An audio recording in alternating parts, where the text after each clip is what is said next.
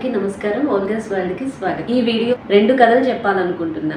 Hello, పొగరు ఎక్కువగా ఉన్నట్టుంది, రిస్క్ తీసుకుంటున్నాం.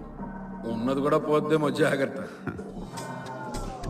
ఓడిపోతామనే భయంతో ఆటలో దిగితే ఎప్పటికీ గెలవలేం. ఈ వీడియో చూసారా? మహర్షి సినిమా చాలా మంది చూసే ఉంటారు కదా. ఈ వీడియోలో ప్రొఫెసర్ మహేష్ బాబుని క్రిటిసైజ్ చేస్తున్నాడు. ఉన్నది కూడా పోద్ది, జాగ్రత్త అంటున్నాడు. అది విని మహేష్ బాబు తన శక్తిని తను తక్కువ అంచనా వేసుకున్నాడు అనుకోండి. మహర్షి సినిమాలో సీఈఓ అవుతుడా, వ్యవసాయంలో అంత ఎత్తుకు ఎదుగుతుడా? మనం అసలు మహర్షి సినిమాని చూద్దామా? ఈరోజు నేను చెప్పే topic believe in your self. Living in your self is a magic. Once you start believing in your self you become unstoppable. మీపై మీరు నమ్మకం ఉంచిన రోజున, మీ శక్తిని మీరు నమ్మిన రోజున మిమ్మల్ని ఎవ్వరూ ఆపలేరు. మిమ్మల్ని మీరు నమ్మడం అనేది ఒక అద్భుతం. While we are in the way to reaching our goals, if you can turn deaf ear to the critics, the self-doubts and the negative influence, then you can achieve so much more in your life. Always believe in yourself and you will do even impossible. మనం జీవితంలో సాధించాలనుకున్న లక్ష్యాన్ని చేరే దారిలో మనల్ని చాలామంది విమర్శిస్తూ ఉంటారు. మన శక్తి మీద మనకే అపనమ్మకం ఏర్పడుతూ ఉంటుంది. అంటే నేను నా శక్తిని చాలా ఎక్కువగా అంచనా వేస్తున్నానేమో, నేను ఇది సాధించలేనేమో, నేను తీసుకునే లక్ష్యం సరైనది కాదేమో, ఇంకా ఎన్ని రోజులు నేను ఎదురు చూడాలి, ఇలా మన మీద మనకే అపనమ్మకం ఏర్పడుతూ ఉంటుంది. అది కాకుండా మన చుట్టుపక్కల వాళ్ళు, మన చుట్టాలు, మన ఇంట్లో వాళ్ళే, మన ఫ్రెండ్స్ మనల్ని కిందకి లాగాలని చూస్తారు. ఏంటి నువ్వు అనుకునే లక్ష్యం అంత తేలికైంది అనుకుంటున్నావా, సాధించేద్దామనే లాంటి మాటలు మన లక్ష్యాన్ని ఆపేద్దాము అనే ఆలోచనలోకి నెట్టాలని చూస్తాయి. కానీ నువ్వెప్పుడు చెవితో ఉన్నావంటే అలాంటివేవి కూడా, ఈవెన్ నీ గురించి నువ్వు అనుకునే అపనమ్మకాలు కూడా దరిచేరవు. అలా గనుక నువ్వు ఉన్నావంటే జీవితంలో నువ్వు చాలా సాధిస్తావు. మన మీద మనకి అపారమైన నమ్మకం ఉండాలి. ఆ నమ్మకం మనల్ని ఎంతో ఎత్తుకు తీసుకెళ్తుంది. అసలు సాధించలేను అన్నదాన్ని కూడా సాధించేలా చేస్తుంది. మీకు డౌట్ రావచ్చు, మన మీద మనం నమ్మకం ఉంచుకోవడం అంత తేలిక ఏంటి, నమ్మకం ఉంటే అయిపోతాయా పనులు అని. ఒక చిన్న కథ చూద్దామా దానికి సంబంధించి. 2 అన్నదమ్ములు ఉన్నారు. ఒక అబ్బాయి 6 సంవత్సరాల వాడు, ఒక అబ్బాయి 9 సంవత్సరాల వాడు. వాళ్ళిద్దరూ ఆడుకుంటూ వాళ్ళ ఇంటికి దగ్గరలో ఒక చిన్న అడవి ఉంటే అలా ఆడుకుంటూ అడవిలోకి వెళ్ళిపోయారు.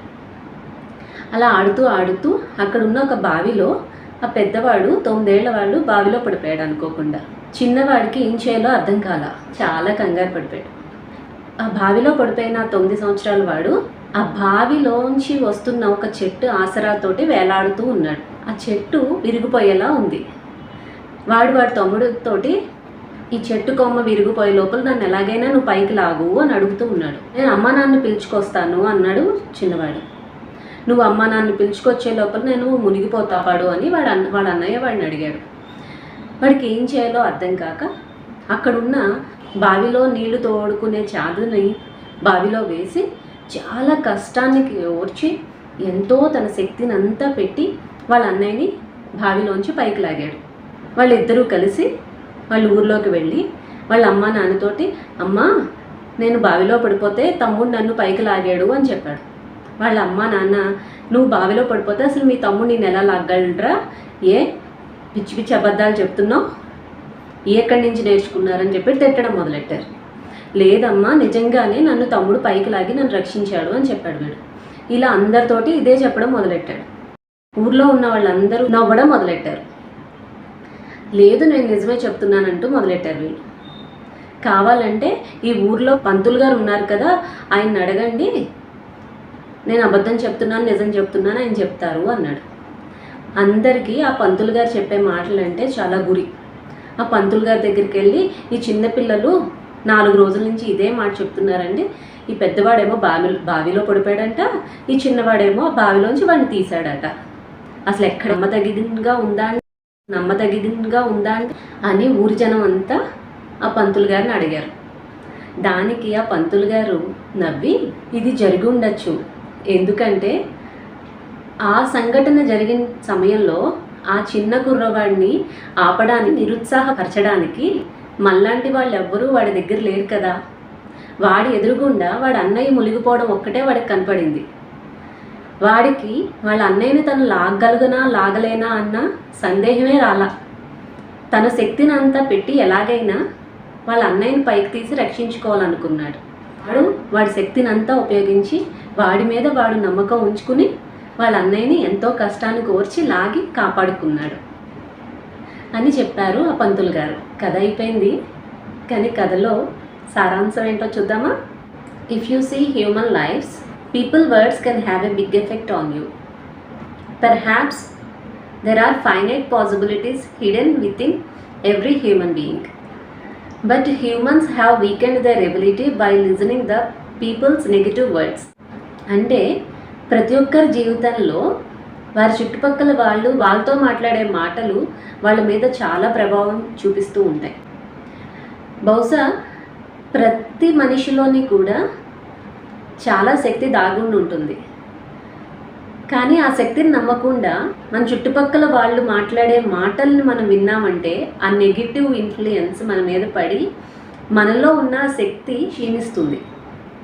అందుకే ఎప్పుడైతే మన మీద, మన శక్తి మీద అపారమైన నమ్మకాన్ని మనం పెట్టుతామో విజయం ఎప్పుడూ నీ వెంటే ఉంటుంది. రెండో కథలోకి వెళ్లే ముందు, when you try to move on the path of progress in your life, people often try to drag you backwards. They try to discourage you and create self-doubts in you. అంటే నీ జీవితంలో నువ్వు ఎదిగే సమయంలో నీ చుట్టుపక్కల వాళ్ళు నిన్ను కిందకి లాగాలని చూస్తారు. వాళ్ళు నిన్ను నిరుత్సాహపరిచి నీ శక్తి మీద నీకు అపనమ్మకం కలిగేలా చేస్తారు. At the time you start listening to them or believing them, then you will definitely get discouraged and deviate from your path. నిన్ను నువ్వు నమ్మడం మానేసి ఎదుటి వాళ్ళ మాటలు నమ్మడం మొదలెట్టావే అనుకో, నువ్వెప్పటికీ నీ జీవితంలో విజయాన్ని సాధించలేవు, ముందుకు వెళ్ళలేవు. You just turn deaf ear and just always keep believing in your self. ఒక చెవిని వేసేసుకుని నిన్ను మాత్రమే నమ్ముకుని నువ్వు సాధించాలనుకున్న లక్ష్యాన్ని సాధించడమే. Don't let others define what success is for you. Learn the skills needed and get after it. All the keys to A happy life is in your hands. Keep pushing. Just believe in your self. ఏదో చెప్పేసుకుంటే వెళ్ళిపోతున్నది, మన మీద మనం ఒక్క నమ్మకం ఒకటే పెట్టేసుకుంటే సరిపోతుందా అనుకోవచ్చు మీరు కూడా. మన శక్తిని ఒక్కటే నమ్ముకుంటే సరిపోదండో. నీ జీవిత విజయాన్ని నిర్వచించే అవకాశాన్ని వేరే వాళ్ళకి ఇవ్వకు. నీ శక్తిని నువ్వు నమ్ముతూ నీ లక్ష్యాన్ని చేరుకోవడానికి కావలసిన నైపుణ్యాలు ఏంటో వాటిల్ని త్వరగా నేర్చుకోవాలి. ఈ నిర్దేశిత సమయంలోపు నేను నా లక్ష్యాన్ని చేరుకోవాలి అనే ఒక ప్లానింగ్ వేసుకోవాలి. మనం జీవితంలో ముందడుగు వేయాలి. అలా ముందడుగు వేసిన ఒక సాధారణమైన వ్యక్తి అసాధారణ వ్యక్తిగా ఎలా ఎదిగాడో ఇప్పుడు మనం చూద్దాం.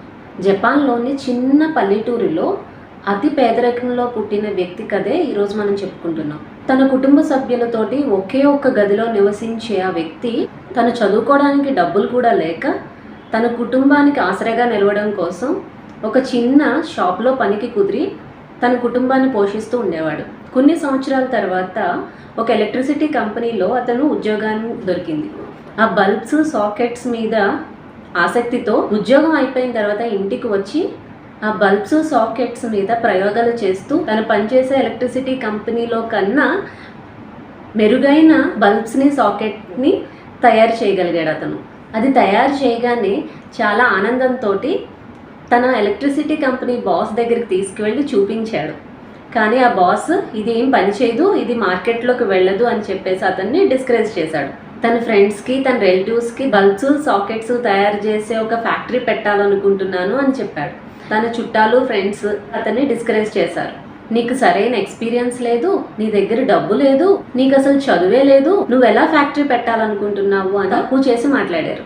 వాళ్ళు ఎంత తక్కువగా చూసినా అతను తనపైన తన నమ్మకం ఉంచి అతనికి 22 ఏళ్ళు వయసు రాగానే బల్బ్స్ సాకెట్స్ తయారు చేసే ఎలక్ట్రిసిటీ మ్యానుఫ్యాక్చరింగ్ యూనిట్ని స్థాపించాడు. తయారు చేసిన బల్బ్స్ని సాకెట్స్ని ప్రతి షాప్కి తీసుకువెళ్ళి చూపించడం మొదలెట్టారు. కానీ ఏ షాప్ ఓనరు కూడా ఆర్డర్ ఇవ్వడానికి రెడీ అవ్వాల. అలా నెలలు గడిచిపోయినాయి. కొన్ని నెలలకి అతను దివాలా తీసే పరిస్థితికి వచ్చేసాడు. అలాంటి సమయంలోనే ఒక మిరాకిల్ జరిగింది. అతనికి 1000 బల్బ్స్ సాకెట్ ఆర్డర్ వచ్చింది. ఇంకా వెనదిరిగి చూడలా. 1918లో స్థాపించిన ఆ చిన్న మ్యానుఫ్యాక్చరింగ్ కంపెనీయే 2,50,000 మంది ఉద్యోగులతో సంవత్సరానికి $65,000 కోట్ల అమ్మకాలతో ప్రపంచంలోనే నెంబర్ 1 స్థానంలో నిలబడింది. ఆ కంపెనీయే Japanese multinational electronics Panasonic company. ఇంతటి విజయాన్ని సాధించిన ఆ founder కొనోసుకే మత్సుషితా. All this was made possible by a man with no education and no money. All he had was believe in himself. ఇదంతా సాధించింది అసలు ఏమాత్రం చదువుకొని ఏమాత్రం డబ్బు లేని ఒక నిరుపేద వ్యక్తి. తన మీద అపారమైన నమ్మకం ఉంచి, తను తయారు చేసిన వస్తువు మీద నమ్మకం ఉంచి ముందుకు నడిచిన వ్యక్తి. అందుకే మన మీద, మనం ఎంచుకున్న పని మీద అపారమైన నమ్మకాన్ని మనం పెడతాము. దానికి సంబంధించిన నైపుణ్యాలని, స్కిల్స్ని మనం నేర్చుకుంటాము. డెఫినెట్గా ఆ పనిలో మనం అత్యున్నత స్థానాన్ని చేరుకుంటాం. Success is not dependent on how much educated you are or how much money you have. Success అనేది నువ్వెంత చదువుకున్నావు అనే దాని మీద, లేదు నీ దగ్గర ఎంత మనీ ఉన్న దాని మీద ఆధారపడి ఉండదు. Success is believing in your self. నిన్ను నువ్వు ఎంత నమ్ముతున్నావు అన్న దాని మీద సక్సెస్ అన్నది ఆధారపడి ఉంటుంది. So if you are also in pursuit of success, నువ్వు కూడా సక్సెస్ని సాధించాలనుకుంటే just believe in your self when no one else does. కేవలం నిన్ను మాత్రమే నువ్వు నమ్ముకో, ఎవరు నిన్ను నమ్మినా నమ్మకపోయినా. Survive when other peoples give up and just wait for that one miracle that will change your life forever. లక్ష్యాన్ని చేరుతానన్న ఆశతోటే బ్రతుకు. అద్భుతం ఎప్పుడు జరుగుతుందా అన్న మాత్రం వెయిట్ చేయి. పని చేస్తూనే ఉండు. విజయం నిన్ను హక్కును చేర్చుకుంటుంది. నీ జీవితంలో నువ్వు అనుకోనంతగా నువ్వు సాధిస్తావు. ఈ వీడియో మీ అందరికీ నచ్చింది అనుకుంటున్నాను. వీడియో నచ్చినట్టయితే please like, share and comment. Please subscribe my channel.